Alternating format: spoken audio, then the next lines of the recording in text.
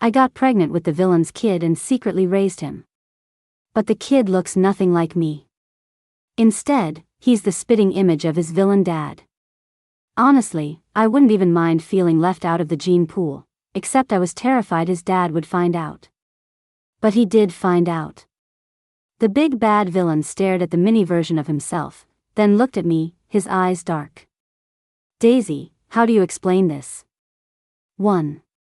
After another brutal night of overtime, I stumbled back to my apartment, forcing myself to stay awake. I collapsed onto my bed, exhausted. The misery of the 9-to-5 life was going to be the death of me. I fell asleep almost instantly and started to dream. There was a man in the dream, dressed in a sharp suit, his shirt unbuttoned just enough to show off his tan skin and collarbones. His eyes were sharp, guarded, and fixed on me. He seemed to be holding something back, his Adam's apple bobbing. His eyes were red-rimmed, glaring at me with a mix of anger and something else. Of course, a guy this drop-dead gorgeous could only exist in my dreams. Just looking at him made my heart race. I reached out and touched his face. It was burning hot. The moment I touched him, his eyes blazed like he wanted to kill me. I quickly covered his eyes. Staring at me like that was totally ruining my flow. So, I leaned in and kissed his throat, right where his Adam's apple was moving. The man's hands had been hanging at his sides, but after a moment, they clamped down on my waist. It hurt, and I bit his lip in response. I kissed him clumsily. He held back for a second, then shoved me down onto the bed. My thin clothes were ripped away. His eyes were pure fire. His voice was hoarse as he gripped me tightly. You asked for this. 10,000 words omitted. The sun was high in the sky when I woke up. I stretched, my face flushing as I remembered the dream. A sex dream. Man, I must be really desperate. Time for work. I squinted, fumbling for my phone, but my hand hit something soft and warm. I jumped, sitting bolt upright. I was in a strange room. And there was a man lying next to me. A gorgeous man. The same gorgeous man from my dream. Oh God, it wasn't a dream. I really slept with a guy. He was half naked, a sheet barely covering him. His exposed skin was covered in hickeys and scratches. Looks like I got a little wild last night. I clutched my chest and gasped, realizing I wasn't wearing anything either. What did I do? I clearly remember finishing my work, going home, and passing out. Why am I here? Did I walk into the wrong apartment? My entire body ached like I'd been run over. I forced myself out of bed, wincing. The floor was littered with clothes. I could only imagine how wild last night was. I scooped up a few pieces of clothing and threw them on. Then I spotted a black wallet on the floor. Curious, I picked it up. The first thing I saw was the ID. Victor Bernard? That's the name of the villain from that angsty romance novel I was obsessed with. 2. I binged that entire book. I remembered the villain clearly because he was so completely unhinged. Victor Bernard. 28 years old. Graduated from a top-tier business school overseas.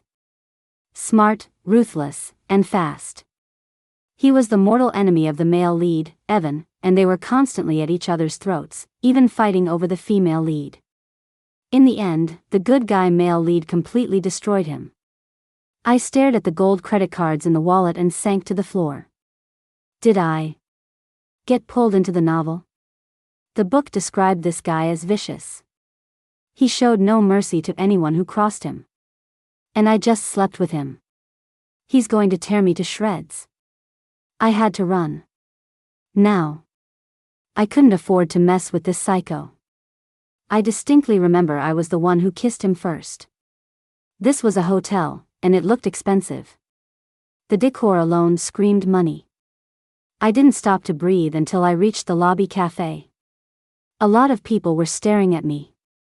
I probably looked like the other woman caught in the act.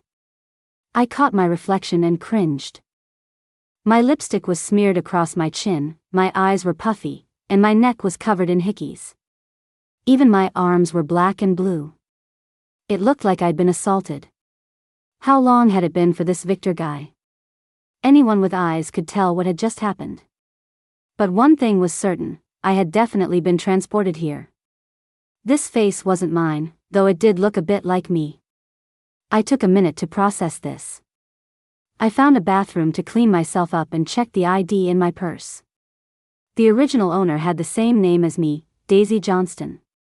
25 years old.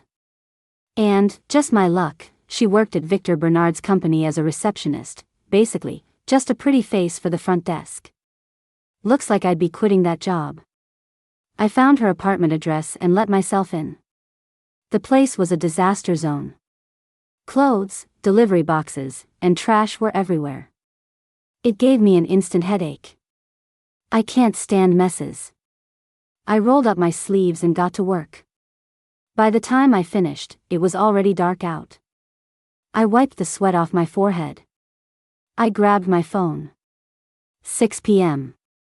I was starving, and combined with last night's activities, I felt like I was about to pass out. I was about to order some food when my phone rang, scaring me so badly I almost dropped it. The caller ID said Mr. King. He must be a coworker. I think he was Victor's assistant. Hello? Daisy, where were you last night? My eyes went wide, and my heart seized. Did the psycho already figure out I was the one who slept with him? But how? I'd tidied the room before I left. There was no sign a woman had been there. I even used a wet wipe on the bloodstains on the sheets so they just looked like a faint stain. You wouldn't notice unless you were really looking for it. And Victor was staying in his usual presidential suite. At his request, all the security cameras were turned off. I was careful when I left. There's no way he found out. So, I had to deny everything. I crushed down my panic and tried to sound innocent. I went straight home after work and went to bed. Why? What's up, Mr. King? There was a pause on the other end. Really? Of course. Did something happen, Mr. King? He seemed to relax, his tone softening. No, it's nothing. Mr. Bernard lost something, and I was just wondering if you'd seen it. My heart was still pounding after I hung up. That was terrifying. I had to get as far away from him as possible.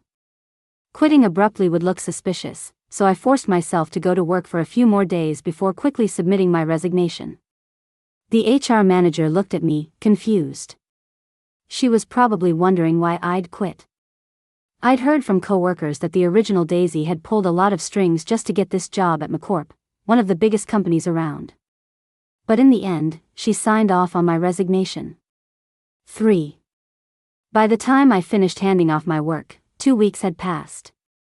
I'd seen Victor a few times during that period. Every time, I felt guilty, but I had to pretend like nothing had ever happened. Victor, on the other hand, acted completely normal. He didn't even look at me. It slowly dawned on me that Victor must have been drugged that night. Otherwise, how could I have overpowered him so easily? But did that drug also cause memory loss? Or just confusion? I shook my head. I needed to stop overthinking it. After my last day, I let out a huge sigh of relief. Finally safe. Dancing on the edge of a knife around that villain was wrecking my nerves. I needed to treat myself to a good meal tonight. I ordered some barbecue pork ribs, but the second I smelled them, I felt sick. This used to be my favorite food, but the greasy smell just made my stomach turn. I ended up hugging a tree outside, puking my guts out. I'd already digested my lunch, so all that came up was stomach acid. I rubbed my queasy stomach and walked into a pharmacy. I probably just needed some antacids. Maybe I'd just been too stressed lately. The pharmacist asked about my symptoms and then asked hesitantly, "When was your last period?" I froze. I hadn't even had a period since I'd woken up in this body. I had no idea what her cycle was like. But then I realized, I'd been here for almost a month. A normal cycle is about a month long. I just stared at her. I don't remember, I said. She gave me a look, then asked, have you been sexually active? My face turned bright red, but I answered honestly. Once. About a month ago. The pharmacist nodded like that explained everything. Your symptoms sound like pregnancy. You should take this and test, just in case. I stared numbly at the little box she handed me. An early pregnancy test. This felt like a punch to the gut. I went to the bathroom with a heavy heart. 2 lines. I felt like I'd been struck by lightning. I put a hand on my stomach. A one-night stand. Clack. The test stick fell to the floor. This was too much. I've never even had a serious boyfriend, and now I'm going to be a mom. I didn't believe it. I mean, sure, Victor was enthusiastic that night, but I didn't think it could happen after just one time. I quickly pulled out my phone and made an appointment with a doctor. A hospital test would be definitive. I walked home like a ghost and collapsed onto my bed. I just wanted to scream. The universe is really screwing me over. I don't know if it was exhaustion or the pregnancy, but I fell asleep just like that. I woke up to the sun high in the sky. I scrambled out of bed. My appointment. Luckily, I'd booked it for 10 a.m., so I wasn't late. I threw on some clothes and rushed to the hospital. 4. Soon, I had the report. I handed it to the young doctor in front of me. He was handsome, with clear eyes. Even with a mask on, you could tell he was good-looking. The white coat only made him look cleaner, more refined. His name tag read, Dr. Jack Lee, OB-GYN. Dr. Lee looked up from the report. You're 4 weeks pregnant, he said flatly. Even though I'd prepared myself, it still hit me hard. Really? I whispered. Yes. If you want to keep it, we can set up your prenatal file today. You'll need regular checkups. And if I don't? I wouldn't recommend it. Your tests show you have a thin uterine wall. If you terminate this pregnancy, it might be very difficult for you to get pregnant again in the future. Okay. I understand, doctor. I walked out of the hospital in a daze. I touched my stomach. There was really a tiny life in there. My mind was racing as I walked along a path in the hospital garden. It was May, and the weather was perfect. The hospital grounds were actually quite beautiful. But I was in no mood to appreciate it. As I was walking, a little kid suddenly ran right into me. It was a little girl. She had big eyes, pink cheeks, and 2 little pigtails. She was wearing a cute little outfit. She didn't even cry when she bumped into me, just looked up at me and giggled. She was adorable. I couldn't help but pat her little cheek. Hey there. Are you okay? Did that hurt? The little girl hugged my leg and shook her head, smiling. Nope. You're pretty, lady. My heart just melted. She was too cute. I was about to pick her up when a woman in her 30s ran over, calling out frantically. Ellie, don't run off. Mommy. The woman saw Ellie hugging my leg and apologized immediately. Ma'am, I'm so sorry. She's just a handful. I smiled. It's no problem. Ellie's adorable. Watching the woman carry Ellie away, I suddenly felt a sense of clarity. It all just clicked. Having a kid might not be so bad. Thinking about what Victor looked like, the baby would definitely be cute. I touched my own face. I was pretty confident in my looks now, too. Besides, the original Daisy was an orphan. She had no family. Now, I could have my own. A soft, cuddly, sweet little baby. With that thought, I turned right around, went back to the hospital, set up my prenatal file, and got a prescription for folic acid. Then I went to the supermarket and bought groceries and supplies. I was unemployed now, so no income for the short term. And with a baby on the way, I needed to eat well. Cooking for myself was safer, anyway. I used to write online fiction back in my old life. It did pretty well, but my mom was strict when I was in school, and later, work got too busy. Now seemed like the perfect time to pick it up again. I pulled out my laptop, found a few publishing platforms, and decided to try my luck. A few months flew by. My belly got bigger, but the rest of me stayed thin. I just didn't have much of an appetite. My writing career, however, was going well. I'd published 2 books and, after signing a contract, I was making a steady couple thousand a month. It was time for another checkup. I went to the hospital in a loose-fitting dress. Dr. Lee, Jack, was my doctor. When he saw I was alone again, he frowned. "Where's your husband?" he asked, his tone sharp. I never see him at these appointments. I looked at him, thinking fast. I couldn't very well say the baby was the result of a one-night stand and that the father didn't even know he existed. I forced a sad, polite smile. He passed away. Jack was stunned. Oh. I put on my best grieving expression. We weren't together long, and we never got married. But I really loved him. This baby is the last gift he left me. Jack looked horrified. I'm so sorry. I had no idea. I pretended to wipe away a tear. It's okay, Dr. Lee. You couldn't have known. His eyes softened with pity. If you ever need help with anything, you can call me. It's true what they say, when you're on your own, you create your own story. After the checkup, I was heading home when I saw a familiar figure at the hospital entrance. Victor. What was he doing here? Even though he probably didn't remember that night, my heart still hammered with guilt. 5. I had put on a sun hat before I left. I quickly pulled the brim down low. Victor was walking right toward me. I kept my head down, pretending not to see him, and walked past. I hurried, but I felt him stop. I could feel his eyes on my back. Just as I was about to break into a cold sweat, I heard a sweet voice from behind me. Victor, come on. Your mom is waiting. The heavy gaze finally disappeared. That was too close. Luckily, I didn't run into Victor again during my next few checkups. Jack, however, became much warmer. He'd ask me out to eat sometimes, or even bring me desserts he'd made himself. I gradually realized Jack was looking at me differently. But I was pregnant. I couldn't return his feelings. Finally, my due date arrived, and I checked into the hospital a few days early. Jack often came by to feed me snacks.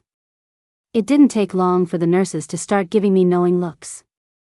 One day, a young nurse quietly asked me, "Hey, what's the deal with you and Dr. Lee?" I saw the gossip in her eyes and knew I had to clear this up, or I'd be responsible for scaring off all his potential dates. "We're just friends. He's just looking out for me since I don't have any family around." The gossip light in her eyes dimmed. "Oh," she mumbled. "I thought the baby was his." I nearly spit out my water. This girl's imagination was running wild. I was getting sore from lying in bed, so I got up to walk around. In the garden, I saw him again. Victor. I dove behind a tree, peering out. He was pushing a wheelchair with an elderly woman in it.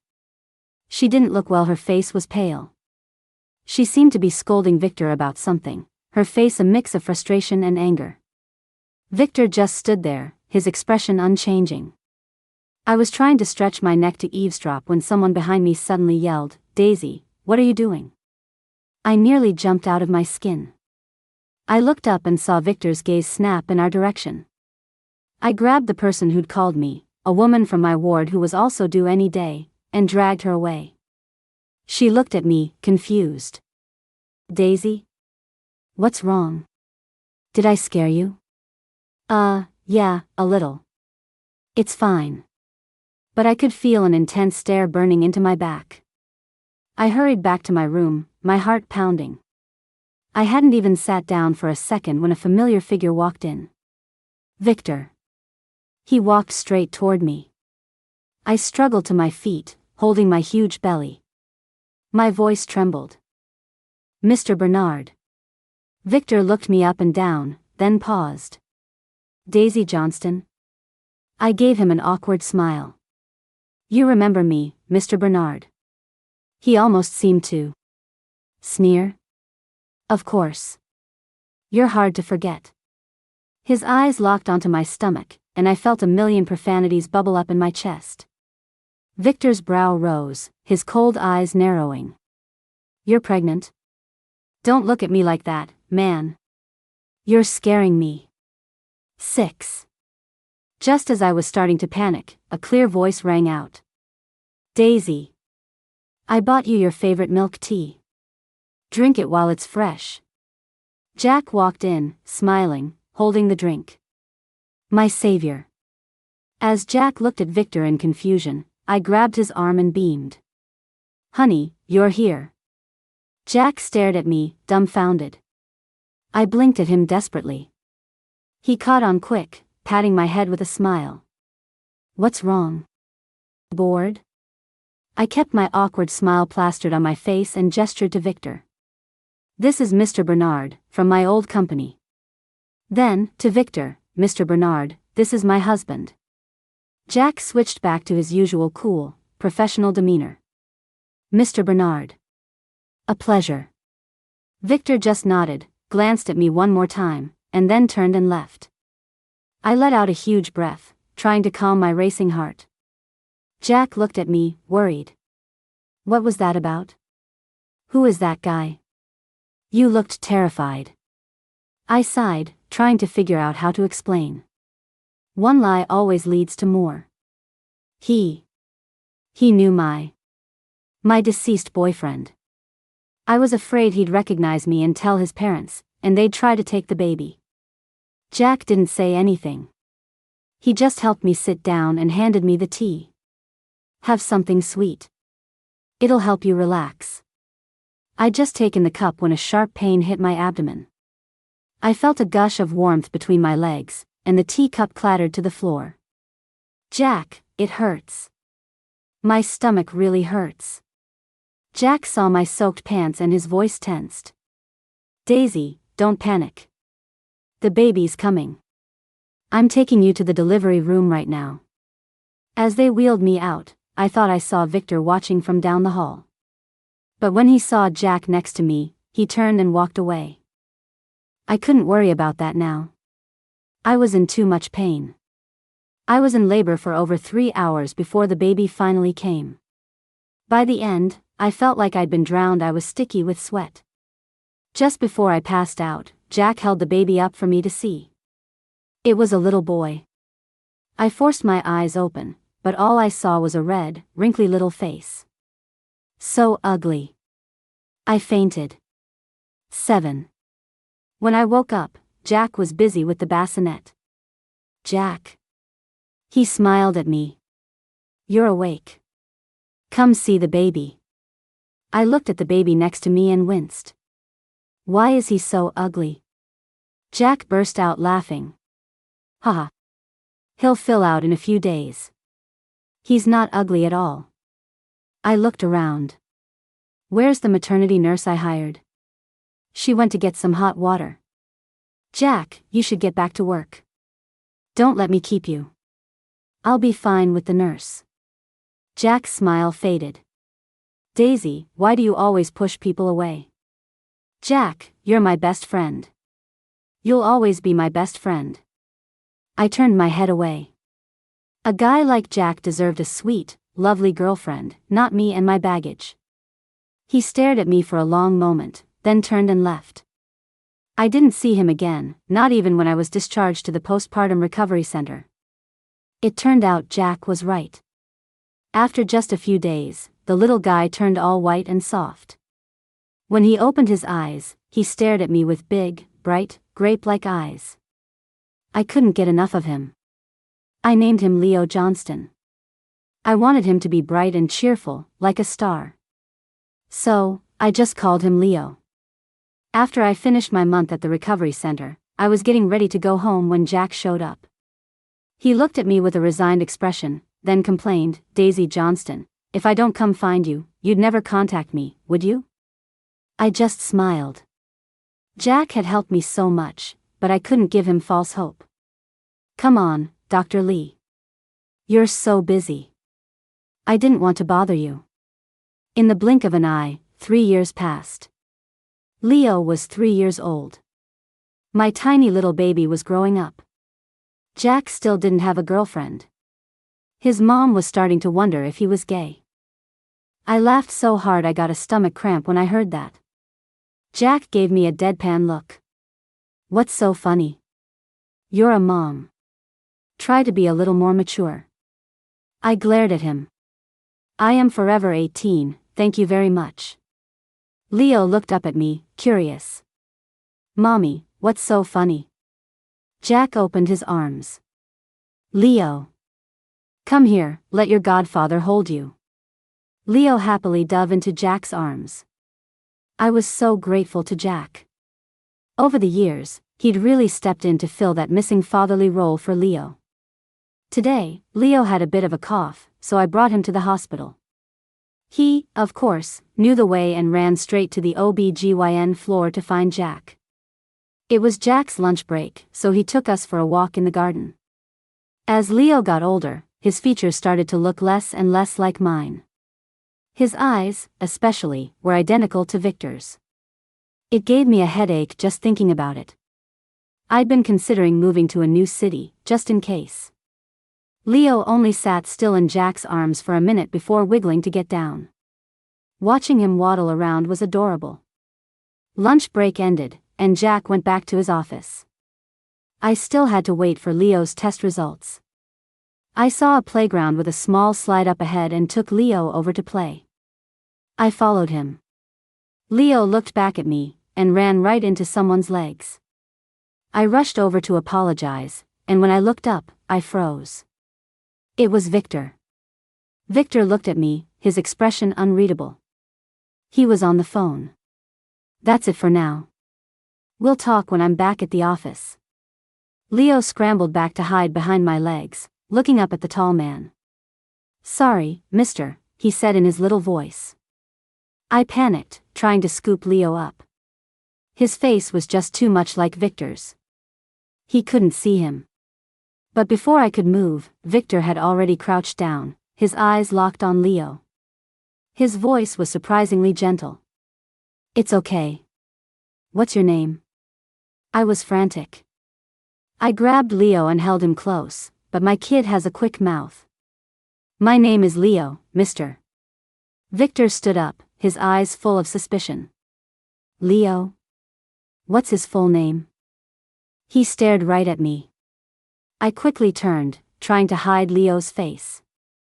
I tried to sound calm. "Mr. Bernard. What a coincidence." "Yeah. It is.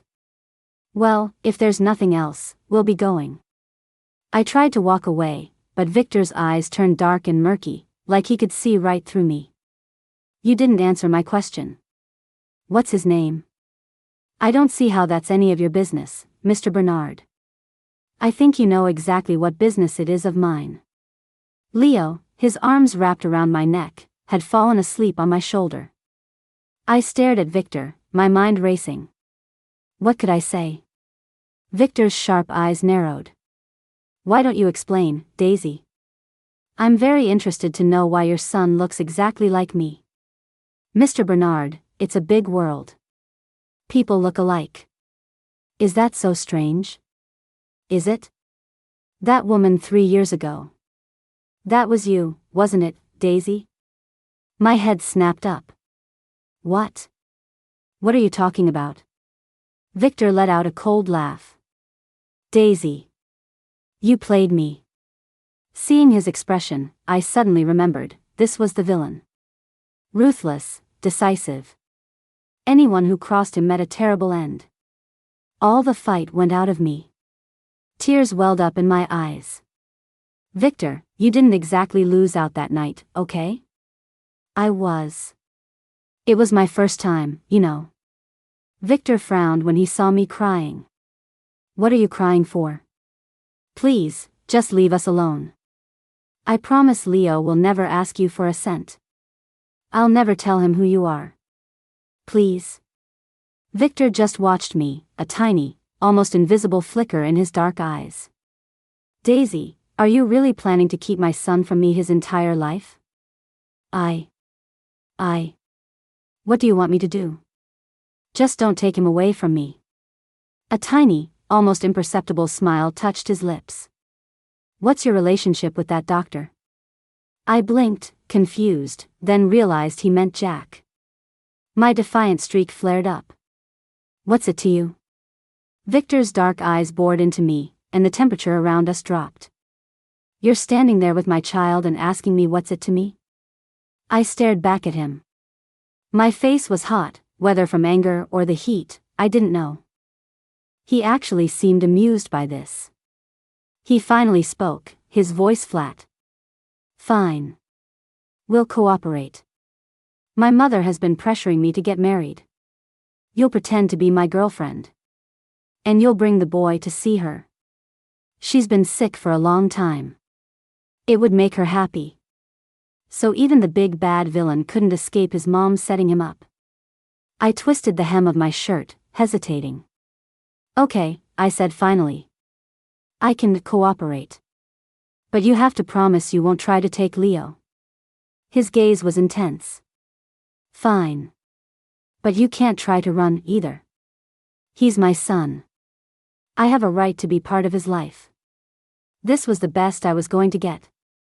I let out a slow breath. Okay. I promise.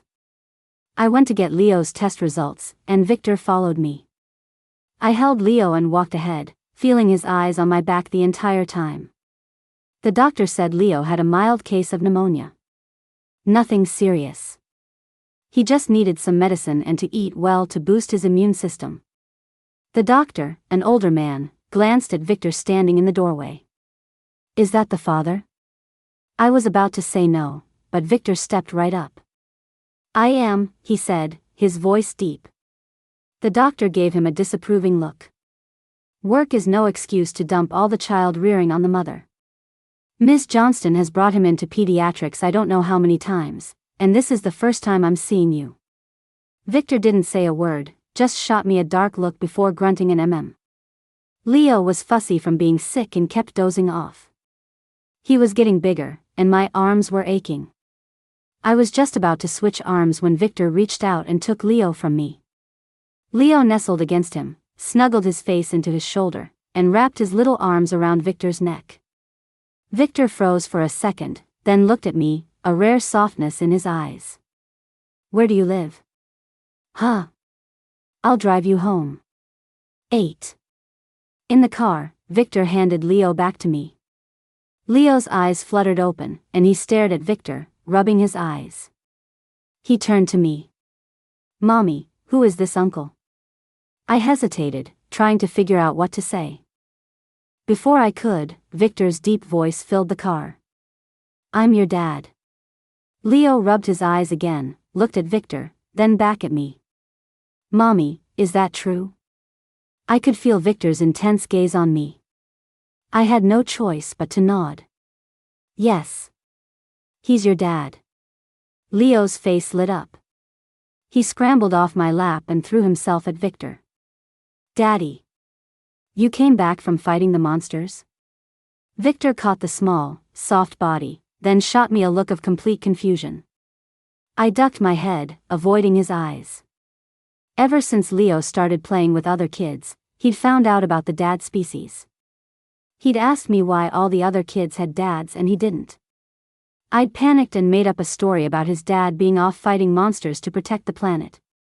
Leo hugged Victor happily. At first, Victor seemed overwhelmed by the affection, but slowly, a small smile appeared on his face. Even though it was the first time they'd met, Leo was instantly attached to him. Maybe blood really is thicker than water. Victor only handed him back when it was time to drive. As Victor drove, Leo sat on my lap, staring at him curiously. Daddy, he asked, his voice small and nervous. Are you going to leave again? To fight more monsters? Victor didn't take his eyes off the road. Do you want me to leave? Leo looked very serious. No. But if you don't, who will protect the planet? Before Victor could answer, I jumped in. Leo, are you happy today? Victor shot me a look, then focused on the road again. Happy. Leo chirped. We finally arrived at my apartment building. I'd made some money from my writing over the last few years and had put a down payment on a small 2-bedroom. Victor parked the car and frowned at the building. I held Leo and looked at him. Thanks for the ride, I said quietly. He took out a cigarette, then, probably remembering Leo, put it away. This is where you live? I didn't know what he was getting at, but I nodded. Yeah. I have some empty apartments. You can pick one and move in. I stared at him, offended. Was he insulting my cozy little home? No, thanks, Mr. Bernard, I said, rolling my eyes. We're perfectly fine here. The environment here is chaotic. It's not safe. I can take care of myself. Besides, we've lived here for over 2 years. We know all the neighbors. He rubbed his forehead, annoyed. I'll give you one. I waved my hand.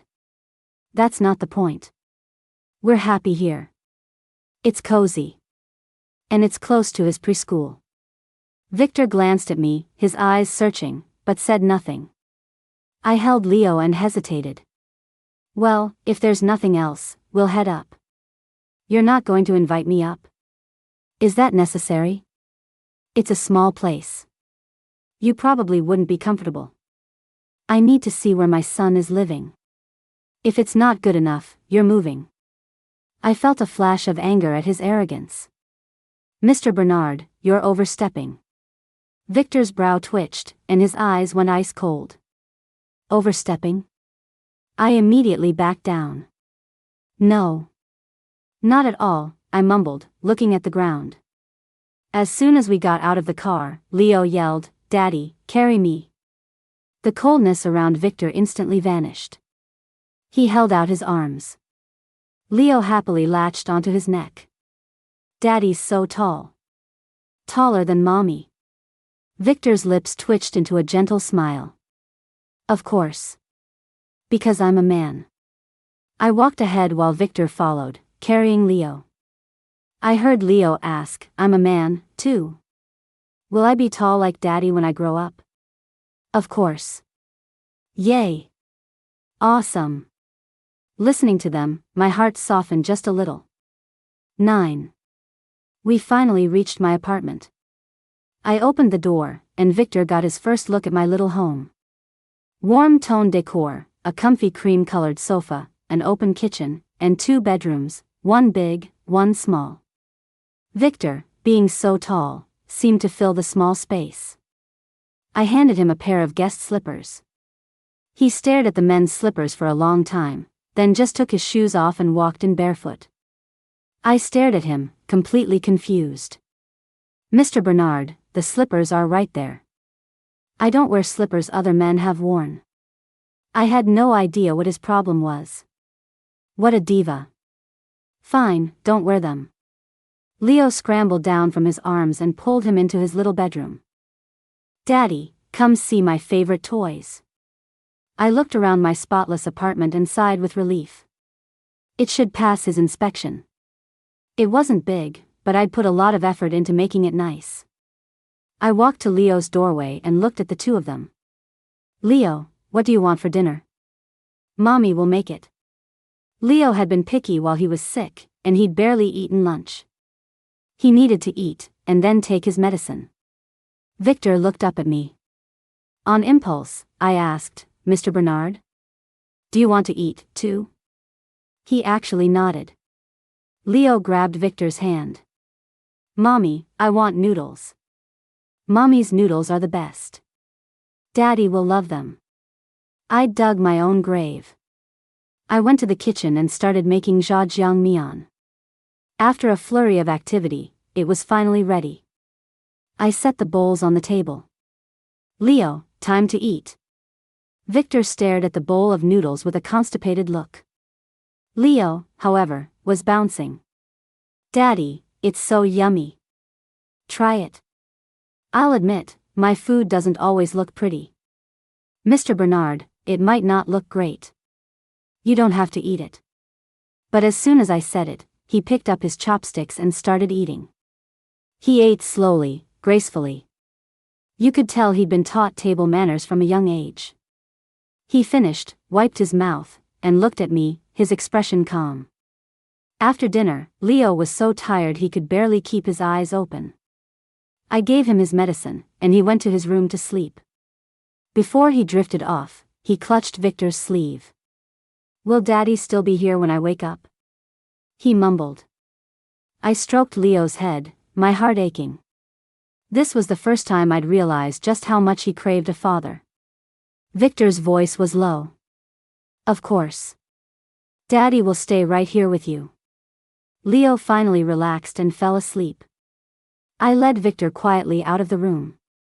We sat on the living room sofa, staring at each other. So, Mr. Bernard. You've seen it. Are you satisfied? His face was an icy mask.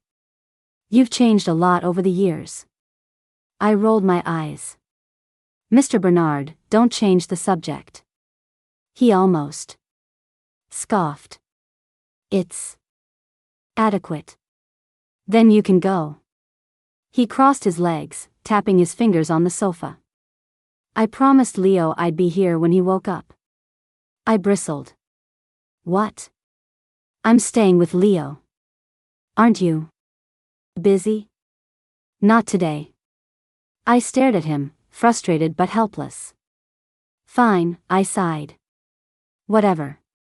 I went back to my room. My editor was bugging me for my next chapter. Time to get to work. I was writing for a while when I heard voices at the door. I peeked out and saw Mr. King, handing Victor a laptop and a stack of files. Mr. King looked up and saw me. Sir, here are the documents and the laptop you. Daisy Johnston. I winced, forcing a smile. Hey, Mr. King. Fancy seeing you here. Victor glanced at Mr. King's gossipy expression. You can go now, he said flatly. The sound of the door closing cut off Mr. King's shocked stare. Victor gave me a cold look. I rolled my eyes at him and shut my door. The sky grew dark. I stretched, my back stiff, and went out to the living room. Victor was still there. He was focused on his laptop. His face was all sharp, cold angles. His dark eyes were mesmerizing. That thick brow, high-bridged nose, and perfect mouth, he was the definition of privilege and elegance. My heart did a stupid little flip. The man was trouble. I cleared my throat. Still here, Mr. Bernard? He didn't even look up. Leo's not awake. If he wakes up and I'm not here, I'll have broken my promise. I couldn't argue with that. I peeked into Leo's room. He was still fast asleep. Being sick really tired him out. I went over and stroked his fluffy hair. Just then, Leo stirred. He saw me and got whiny. Mommy, cuddles. I leaned over and hugged him. He blinked, then his eyes lit up. Where's Daddy? He's in the living room. Leo threw off his blanket and jumped out of bed, running out barefoot. Leo, put your slippers on. I called, grabbing them. When I got to the living room, Leo was already wrapped around Victor, who was getting his nice suit all wrinkled. Daddy, you're really here. I thought it was a dream. It wasn't. I always keep my promises. It was late, time for dinner again. Leo refused to get down from Victor's lap. For once, Victor didn't look annoyed. He just held him patiently. 10. Victor had to leave. It was getting dark, and I couldn't have a strange man staying over. I smiled at Leo. Leo, come to Mommy. Let's go out and get something yummy to eat, okay? Leo just wrapped his arms tighter around Victor's neck. Can we go together, Daddy? Victor nodded. I quickly got Leo dressed and threw on a sweatshirt. Mr. Bernard, you should probably take your laptop and files. It'll be late when you get back, you won't want to come up again. He gave me a look. Ha. Thanks for the reminder, Ms. Johnston. Downstairs, Leo walked between us, holding both our hands. I was about to ask him what he wanted to eat when I saw our next-door neighbor, Mrs. Davis. She spotted us and waved. Daisy. Taking the little one out? I nodded. Hi, Mrs. Davis. Out for a walk? She nodded, then her eyes lit up when she saw Victor. Oh, Daisy, this must be Leo's father. My, isn't he handsome? Just like a taller version of Leo. I opened my mouth to explain, but what could I say? Victor, surprisingly, just nodded at her. When did he get so polite? We went to a local pizza place. Their pizza was clean and delicious, and Leo loved it. When Victor walked in, his expensive suit looked completely out of place. Everyone in the little restaurant stared at him. It made me uncomfortable. The food came quickly. Leo ate happily, getting sauce all over his face like a little kitten. I grabbed a napkin and laughed, wiping his chin. I felt a strong gaze on me and looked up, right into Victor's dark eyes. He was staring at me, his eyes like deep lakes. For a second, all the noise in the restaurant faded, and all I could hear was my own heart pounding. Victor pinched the bridge of his nose. He was acting strangely toward this woman. Why? He'd met women who were prettier, women who were nicer. Why was he reacting to this? This shameless woman? He stood up abruptly, startling me. Mr. Bernard? What's wrong? He snapped back to reality, his expression dark. Nothing. You two keep eating. I'm going out for a smoke. I watched him go, completely baffled. Men. Leo pouted at me. Mommy, why do you call Daddy Mr. Bernard? My friend at preschool says his mommy calls his daddy honey. I was taking a sip of water and nearly spit it out. I wiped my mouth, pretending to be stern. Leo, where are you learning this stuff? Leo wasn't fazed. From Alex. He said his mommy and daddy are always together, too. I had no idea how to explain my relationship with Victor to a 3-year-old. Leo, you're too young to understand. When you're bigger, you'll get it. He looked frustrated. Then I need to grow up fast. Victor didn't come back in. When I went to pay, the owner, Jen, gave me a conspiratorial wink. Daisy, that's your husband, right? So handsome. No, Jen, it's not. You've got it all wrong. Oh, don't be shy. That guy and Leo are identical. You can't fool me. I gave up. Jen, I just need to pay. Pay for what? Your husband already took care of it. He did? Yep. Paid on his way out. I hustled Leo out of the shop, Jen's knowing smirks following me. Victor was leaning against his car, a cigarette glowing between his fingers. His suit jacket was open, looking sinfully casual. He saw us, took one last drag, and put it out. I looked into his calm, dark eyes and took a breath. Mr. Bernard. It's late. You should go home. Before he could answer, Leo tugged on my shirt. Mommy, can Daddy sleep with me tonight? Leo, I said quickly, Daddy is very busy. Mommy will sleep with you, okay? Leo's eyes started to get red. He was usually such a good, understanding kid. He almost never cried. Seeing him like this made my heart break. I was just about to hug him when Victor strode over and scooped him up. Daddy will stay. Really? Leo beamed. Then he looked at me, his voice small. Is that okay, Mommy? I looked at Victor, who was staring me down. I had no choice but to nod. The drive back was silent.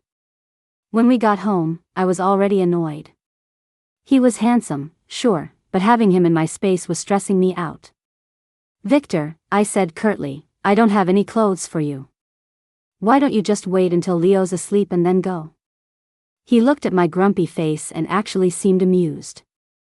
"Victor? Not Mr. Bernard anymore?" I plopped onto the sofa, muttering, "What? I can't say it." "It's your name, isn't it?" His lips twitched. "It sounds better than Mr. Bernard." This guy is definitely a masochist, I thought. He was still looking at me like I was an angry rabbit. "I'll stay with Leo for a bit. I'll leave later." His answer relaxed me. I took Leo to get bathed and into his pajamas. He lay in his bed, waiting for Victor. Victor took off his suit jacket.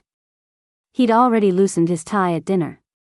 He pulled it off completely, the muscles of his chest visible under his shirt. It brought me right back to that night, 4 years ago. Even though I started it, Victor had been the one in control.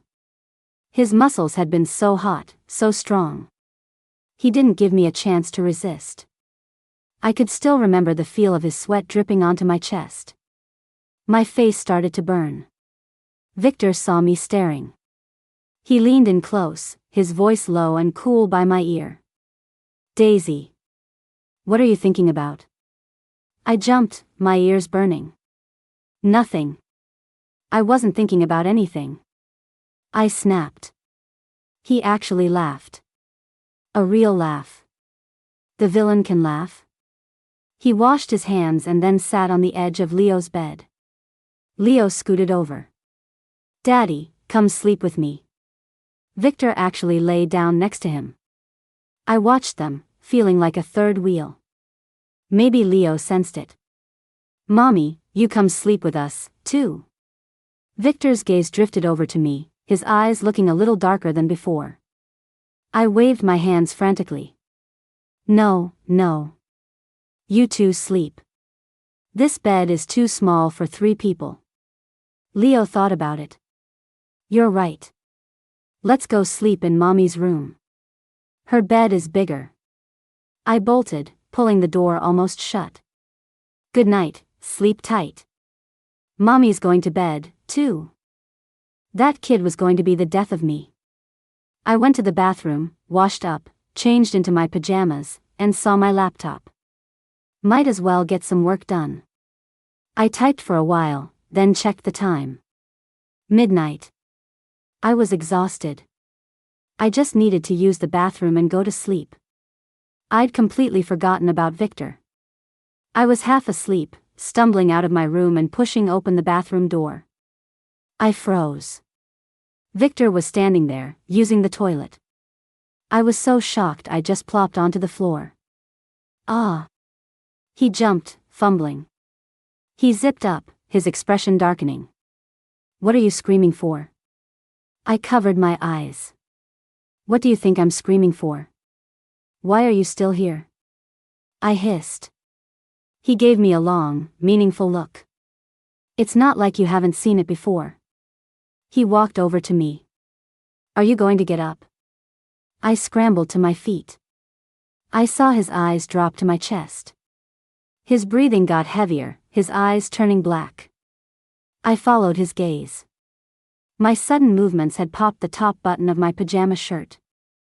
I yanked my shirt closed, my face on fire. "Pervert," I whispered.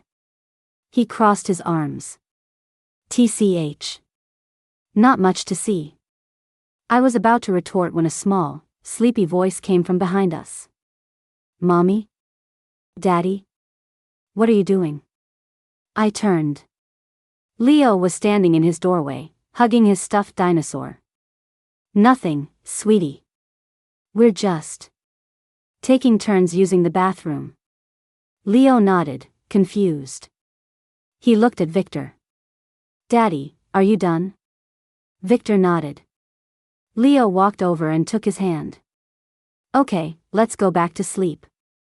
As they walked back to the room, Victor shot me a look that was pure mockery. I wanted to pull my hair out. I had to find a way to get Leo to unstick himself from Victor. I flopped onto my bed, defeated. What was I going to do about him? I stared at the ceiling until I finally fell asleep. I woke up to noise. It was Leo. Wow, Daddy.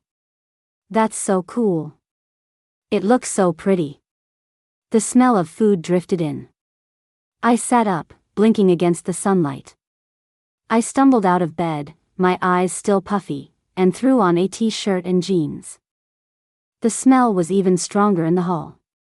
I saw Victor. In the kitchen. Cooking. This guy can cook. Leo ran over. Mommy, look. Daddy made me a sandwich. It looks so good, and it tastes good, too. I looked at the perfectly made sandwich. It really did look amazing. Victor, you made this? He raised an eyebrow. Obviously. I didn't realize a big shot CEO like you knew how to cook. You know how to cook and take care of a child. Why can't I? I'm pretty sure he just insulted me, but I had no proof. We ate the breakfast Victor made, and then took Leo to preschool. He'd been home sick yesterday, but he was mostly better today. Victor drove us. The teacher, who had seen me plenty of times, froze when she saw Victor. Is this Leo's? Victor frowned, then put on a surprisingly charming smile. I'm Leo's father. The teacher beamed. Wow, Leo looks just like you. After Leo went inside, I turned and saw Victor watching me, an unreadable expression on his face. I avoided his eyes. Victor, you should get to work. There was something hidden in his deep gaze, something I couldn't place. He just nodded. I'll be back tonight. I sighed. Victor, this isn't right. We're not married. It's not good for either of us to keep doing this.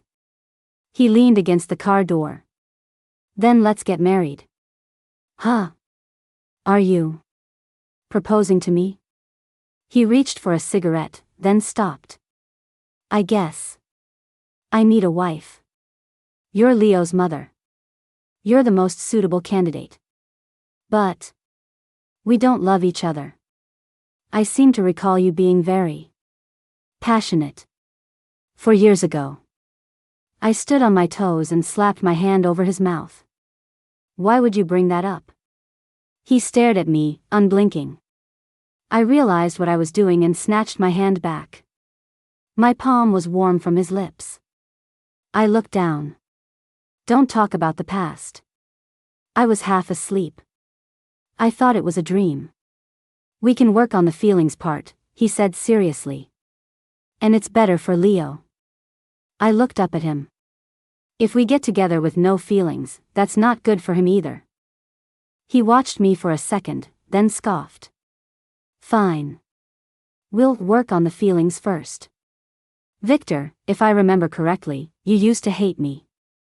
You've changed. What if I'm faking it? Then don't let me catch you. He got into the car. Get in. I'll take you home. I got in, my mind racing. He dropped me off at my building. I was about to get out when he pulled out his phone. Add me. I blinked, then pulled out my phone and we exchanged contacts. His profile picture was just a black square. Figures. The next few days passed in a blur. Victor came by every day to pick up or drop off Leo. Sometimes he'd sleep on the single bed in Leo's room. I have no idea how his long legs even fit. I tried to get him to leave, telling him he could just see Leo on weekends. But then he just threatened to move us into his apartment, so I shut up. I was much happier in my own place. That afternoon, my phone buzzed. I figured it was my editor again and ignored it. A while later, I finally looked. It was Victor. I'm picking up Leo today. You don't have to. You're busy. I can get him. I was attracted to his stupid, handsome face, but he still made me nervous. Mr. Bernard? Why aren't you calling me by my name? It's respectful. 11. Victor looked at his phone and laughed. He'd never realized this woman was so interesting. The truth was, she was completely different. The old Daisy was just a vapid airhead obsessed with him. This new Daisy was fun. She was scared of him, but she'd still get prickly. And she'd done a great job raising Leo. That evening, Victor picked Leo up from preschool. Leo's face lit up, and he ran over, his little legs pumping. Victor smiled, a real dad smile, and scooped him up, buckling him into the passenger seat. When they got to my apartment, I opened the door holding a spatula, still in my apron. Victor actually stared for a second. I just looked at them, thinking, yeah, look at me. I'm just a frumpy housewife. See if you're still interested now. But he just smiled. What are you making? He asked, his voice a little rough. Red braised pork and stir-fried greens, I said, not looking up. Then it hit me. This felt domestic. Like a husband asking his wife what's for dinner. I put the food on the table. Victor was on the floor, building blocks with Leo. It was a nice scene. I cleared my throat. Dinner's ready. The two of them came to the table. Watching them eat, I felt a strange sense of happiness. After dinner, Leo went to watch cartoons. Victor came into the kitchen and looked at the pile of dishes. I'll wash. I stared at him. A CEO. Doing dishes? He rolled up his sleeves. What, you think I'm helpless? I pouted. I'm just shocked. Shocked about what? That a rich guy like you knows how to do chores. I grew up poor, he said, his voice flat. I made my own money. The book had barely mentioned his childhood. Hearing him say it so calmly, I actually felt a pang of sympathy. Wow. That's really impressive. Starting from nothing. I immediately shook my head. Why was I feeling sorry for the villain? He saw me shake my head and walked over, his hands still covered in bubbles. What's wrong? You don't feel good? I could almost swear I saw concern in his eyes. No, I'm fine. Later that night, Victor was playing with Leo. I sat on the sofa, trying to figure out how to say what I needed to. Leo grabbed Victor's hand. Daddy, can you sleep with me again tonight? Victor looked at me. I frantically shook my head no. He smirked.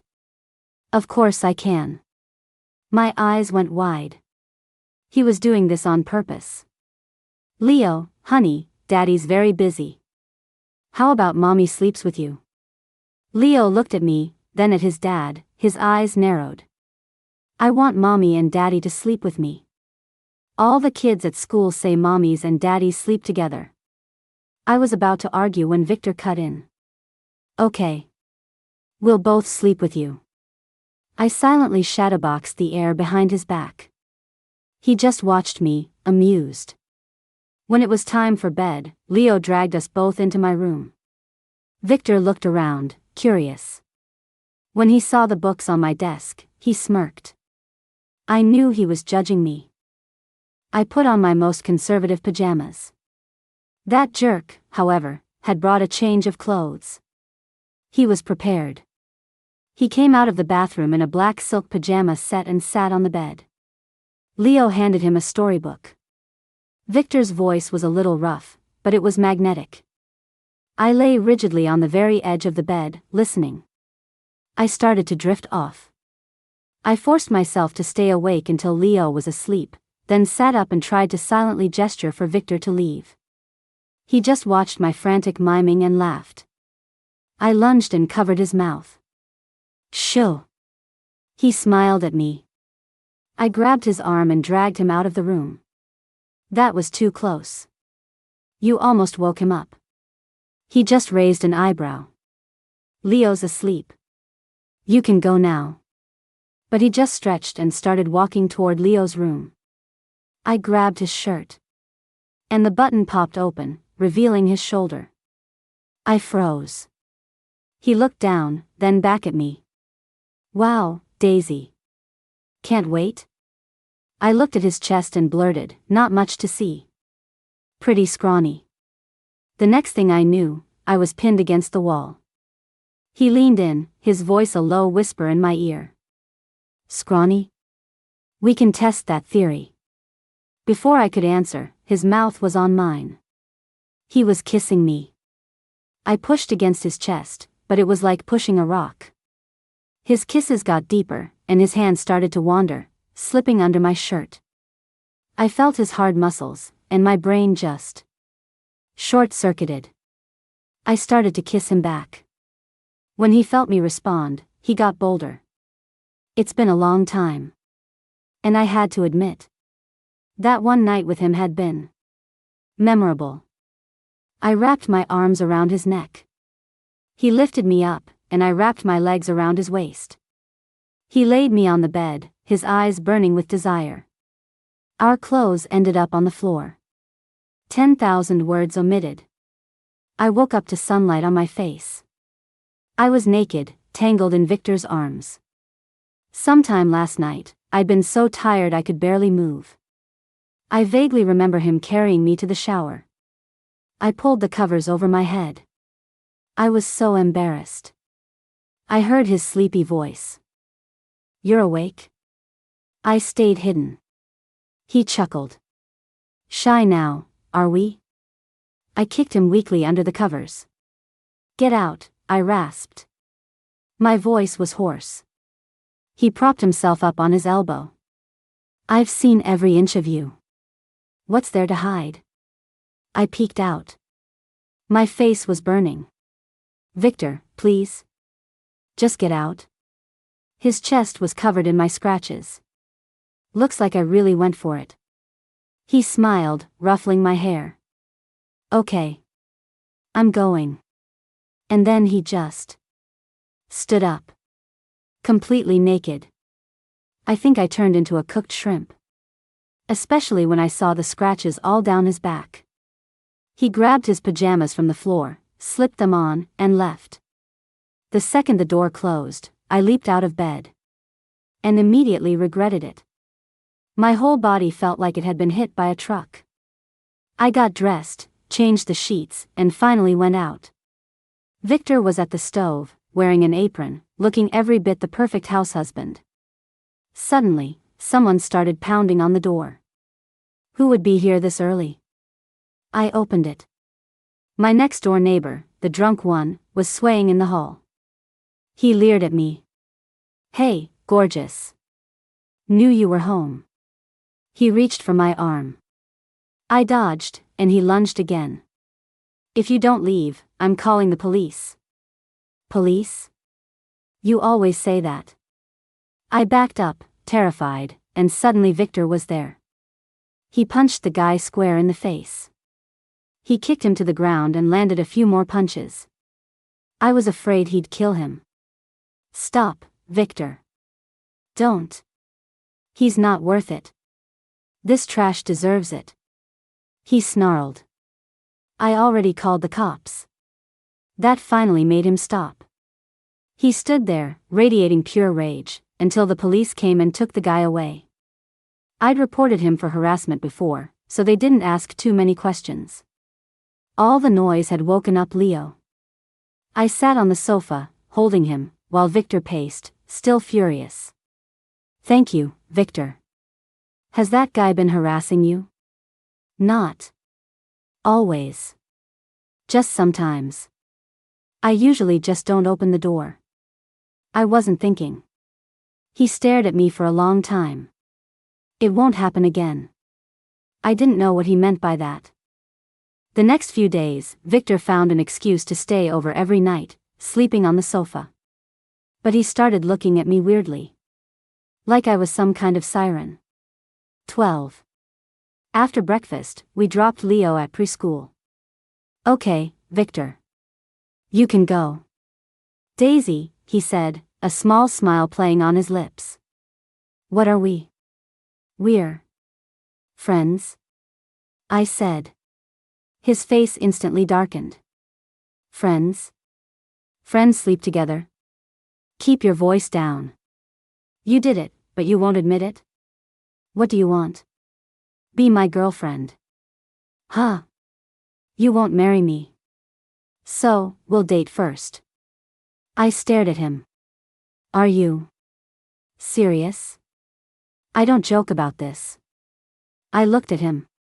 He was successful, charming, and apparently, not the villain I thought he was. Wait. Are you mortal enemies with a guy named Evan? I asked. He looked confused. Who? Evan? The CEO of your rival company? The guy whose girlfriend you're in love with? He looked at me like I was crazy. I don't have a rival named Evan. Where are you getting this? I froze. Was it all a mistake? Was this not that novel? Did he just have the same name as the villain, and I'd been psyching myself out for 4 years? He laughed. Daisy, I answered your question. Now you answer mine. I looked at Victor. He was successful, smart, and not a villain. I didn't really have a reason to say no. I blushed and nodded. Okay. But if we're dating, I'm in charge. He smiled. Fine. The next few days, Victor took me on dates. It was hilarious watching this all-powerful CEO be so clumsy and awkward. Leo insisted on coming with us. Victor frowned, then just drove us all to his family's house. His mother was thrilled. She grabbed Leo and beamed at me. So this is why he's been single. He was hiding you. And what a wonderful surprise. She insisted we stay for dinner. Victor just wrapped an arm around me. Mom, Leo can stay with you. Daisy and I have a date. His mom gave him a look. Go, go. My grandson will keep me company. As we were leaving, a young woman bounced in. Hi, Auntie. What are you? She was wearing a white dress, all smiles, until she saw me. When she saw Victor's arm around my waist, her face fell.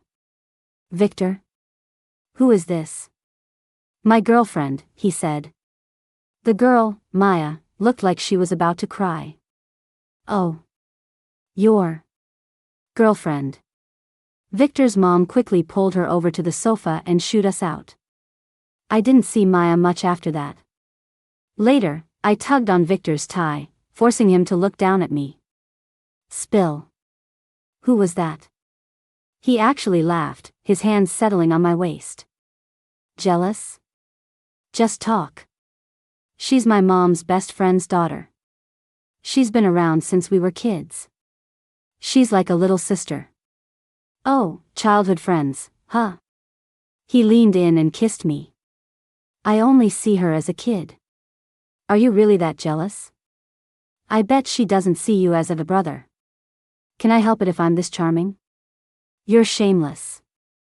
My karma came quick. Jack came over to the apartment and saw Victor. He couldn't believe it. Jack. We're together. Is Leo his? Yeah. He is. Jack gave a sad smile. Daisy. I'm happy for you. He left, looking dejected. I called after him, Jack. You're a great guy. You deserve the best. I mean that. He didn't turn around. Thanks, Daisy. When he was gone, Victor was staring at me, annoyed. He pulled me close. My little Daisy is pretty charming, too, huh? Making a guy wait for you for 3 years. I did not. He swept me into his arms. I yelped and grabbed his neck. What are you doing? What do you think? Time for your punishment. Leo was at his mom's. That man was getting way too bold. Leo charmed Victor's mom. She was glowing. When she saw me, she grabbed my hand. Daisy, dear. when are you and Victor getting married? Auntie, we're not in a rush. Of course you are. Leo needs a sibling. You two have more, and I'll stay home and babysit. I shot Victor a desperate help me look. He just pulled me to his side. Mom, we're enjoying our time. One kid is enough for now. His mom pouted. Fine, fine. I won't meddle. But the wedding needs to happen. Soon. We know, Mom. One day, Victor and I were at an amusement park with Leo. And we saw two people I never expected to see together. Jack and Maya. Jack was handing her a stuffed animal he'd won from a claw machine, and she was blushing. Well. I gave Victor a look. He just laughed and pinched my cheek. I found out from Jack later that they'd met in a fender bender. They exchanged info for insurance, and Maya started texting him. Jack thought he'd never be interested in another woman, but this sweet, bubbly girl had completely charmed him. On a beautiful, sunny day, Victor proposed. I watched this supposedly fearless CEO get so nervous he had sweat on his nose, and I just burst out laughing. He tried to deny it, claiming it was just hot out. It made me laugh even harder. We got married. And I'm pregnant again. Jack and Maya came to the wedding.